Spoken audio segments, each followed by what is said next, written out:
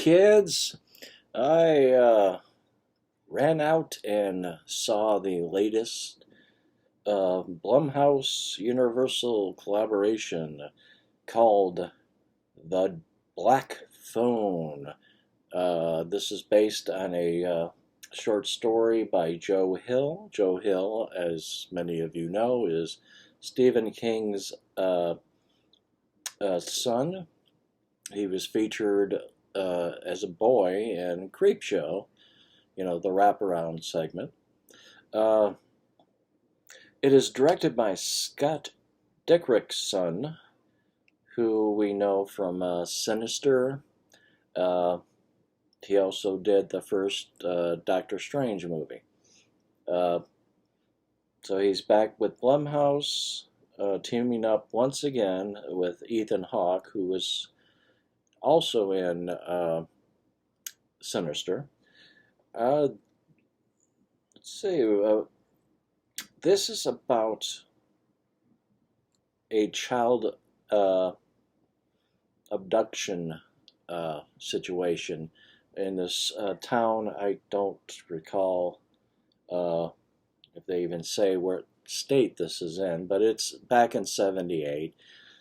So these kids are actually about my age. Uh, and you know, kids keep boys, young teenage boys, come up missing, and the person that's doing it, they call the grabber. Uh, but people, kids, the lead character, uh, played by Mason Thames. Mason Thames and Madeline McGraw are really the stars of the movie. They're brother and sister. She's the youngest sister. She's foul-mouthed. She's tough. Uh, They're both intelligent. Uh, they take a lot because their mother is dead. Uh, their father, who was played by Jeremy Davies, who is a favorite of mine, uh, he's both horrible and kind of sympathetic. He's in a lot of pain, and he inflicts pain on his children. Um, that's probably one of the themes about how children can overcome abuse. Uh, but what ends up happening is people some it gets close to home for Finney, who is Mason Thames, um, a very good friend and protector because he knows how to fight. Uh, he disappears, and of course no one comes back. So we know they're dying, and they don't know where the bodies are. Of course, um, well, ends up happening. He bumps into this guy. One of the only times when you see Ethan Hawke without a mask on, but he's almost painted white. I mean, it's very pale makeup with sunglasses on, and I guess he's sort of somewhat based on John Wayne Gacy, so he doesn't look like Gacy, and Gacy didn't wear masks. He did the clown makeup, and this character, the grabber, he's uh, an entertainer, probably kids entertainer, just like John Wayne Gacy. Uh, well, he snatches him up and puts him in this soundproof basement. Uh,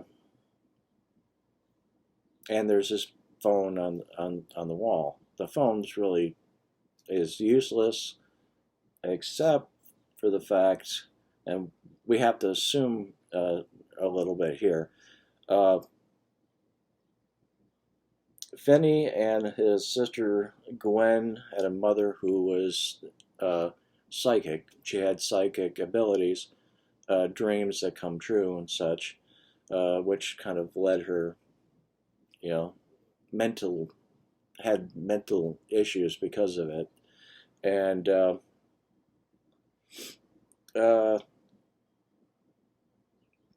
the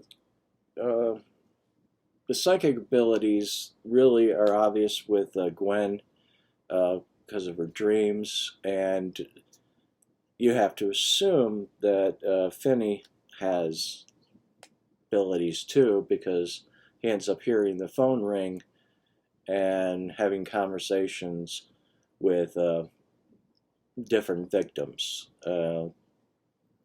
One is a bully that he knew. One is his friend, and one is somebody he heard of. But anyway, this is a movie that just builds up in the storyline. It takes a little bit of time before Finney is snatched up by the grabber, and so there's build up there, and that's good. But it really gets good when he gets grabbed. Uh, the gears in his mind are going, and he's getting suggestions from these ghosts who are talking to him through the phone. Uh, there's a bit a nod visually toward Sinister. The dream sequences look like the movies that are featured in Sinister, the family movies and the deaths. These actually serve as somewhat a flashback, especially stuff that leads up to these kids being snatched. And that's what Gwen is experiencing. And of course, there's a police investigation as well. I just want to mention it's a kind of you end up realizing who he's playing at one point. When he's introduced, you don't know. There's a character named Max who's doing amateur sleuthing and trying to figure out. That is played by James Ranson. I'm not sure how to pronounce it, but he was the officer, the police officer in Sinister, as well as the adult. I forgot the character's name, but he was the nervous kid, hypochondriac in It. Yeah, he's the adult version of it. He's almost there, kind of like for comic relief a bit, because he's kind of a goofball.